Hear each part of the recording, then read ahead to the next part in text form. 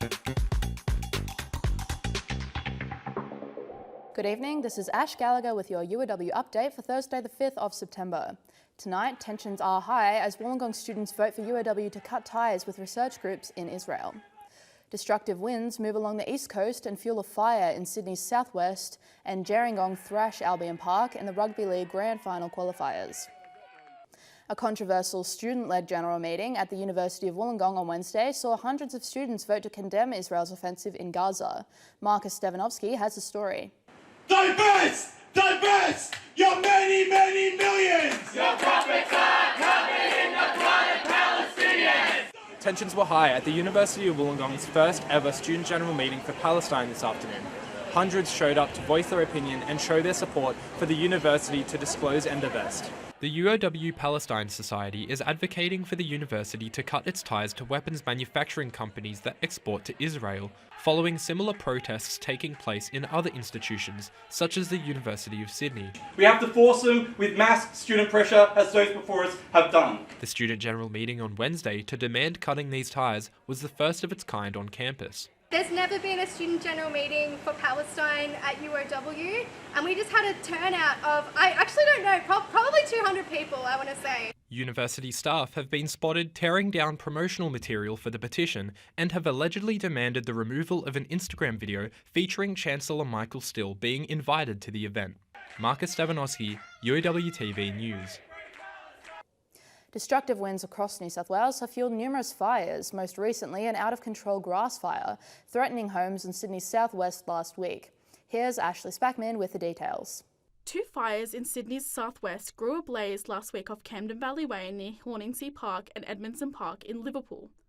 130 firefighters and members of the Rural Fire Service attempted to control the blaze from around 2 p.m. till 6 p.m. There's always a concern with an elevated number of fires this early in a season, yes. After around 24 hours, the fire was deemed controlled. The fire was just one of 27 reported across New South Wales, fueled by destructive winds sweeping through the state. With 64 fires currently burning across New South Wales and bushfire season being just around the corner, it's easy to see why this is a growing concern for firefighters all over the state. Thankfully, the forecast suggests that these destructive winds are set to ease in the coming days. Strong winds make the job of firefighters harder because the winds will spread the fire well in advance of where the actual fire is burning. Ashley Spackman, UOWTV. This Monday on campus, UOW Pulse organised a Day Down Under as part of International Week, giving students from around the globe an opportunity to immerse themselves in Australia's culture.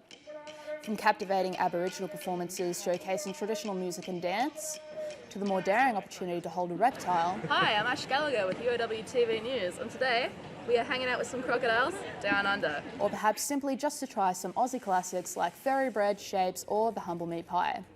UOW Pulse says events like these are beneficial as they provide an outlet for students of all backgrounds to mingle and make new friends. The Gerringong Lions are the first team into the Group 7 Rugby League Grand Final for 2024 after a dominant 24-6 win over Albion Park Oak Flats Eagles in Sunday's major semi-final. Talon Smith has the story. In front of a raucous home crowd, it was clear from the opening that Gerringong were up for the challenge and they asserted their dominance early. After a physical opening in defence, the Lions struck first, with a late offload leading to a try through the middle to halfback Rickson Russell en route to a 12-0 halftime lead. It was an excellent game of footy, and to come out on top, I'm extremely proud. Boys put in a great effort. You know, they got a try there late at the end, but overall, like the effort and the way they stuck to the game plan was outstanding.